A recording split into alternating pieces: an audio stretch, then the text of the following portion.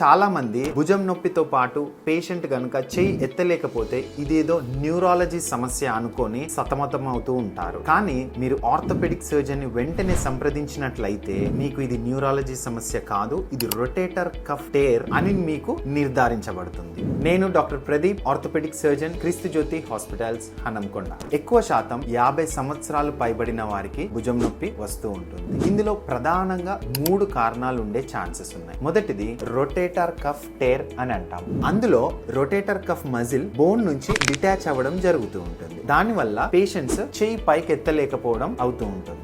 రెండవది frozen shoulder are adhesive capsulitis అని అంటాం. ఇందులో షోల్డర్ బాగా టైట్ అయిపోయి చెయ్యి లేపలేకపోవడం మనం గమనిస్తూ ఉంటాం. మూడవది షోల్డర్ ఆర్థరైటిస్. ఎలాగైతే మోకాలు అరుగుతూ ఉంటుందో ఇందులో షోల్డర్ కూడా అరిగిపోవడం జరుగుతూ ఉంటుంది. దీనివల్ల కూడా పేషెంట్స్ చెయ్యి పైకి ఎత్తలేకపోవడం ఉంటూ ఉంటుంది. మీలో ఎవరైనా ఈ భుజం నొప్పి చెయ్యి ఎత్తలేకపోవడంతో బాధపడుతూ ఉంటే మీ దగ్గరలో ఉన్న ఆర్థోపెడిక్ సర్జన్ ని సంప్రదించి మీ భుజం నొప్పికి గల కారణాన్ని తెలుసుకొని దానికి సంబంధించిన ట్రీట్మెంట్ మీరు తీసుకోగలరు. ఈ భుజం నొప్పికి చెయ్యి ఎత్తలేకపోవడానికి మన క్రీస్తు జ్యోతి హాస్పిటల్లో అడ్వాన్స్డ్ కీ హోల్ సర్జరీస్, దానికి సంబంధించిన ఇంజెక్షన్స్, షోల్డర్ రిప్లేస్మెంట్ సర్జరీస్ మన వద్ద అవైలబుల్ గా ఉన్నాయి.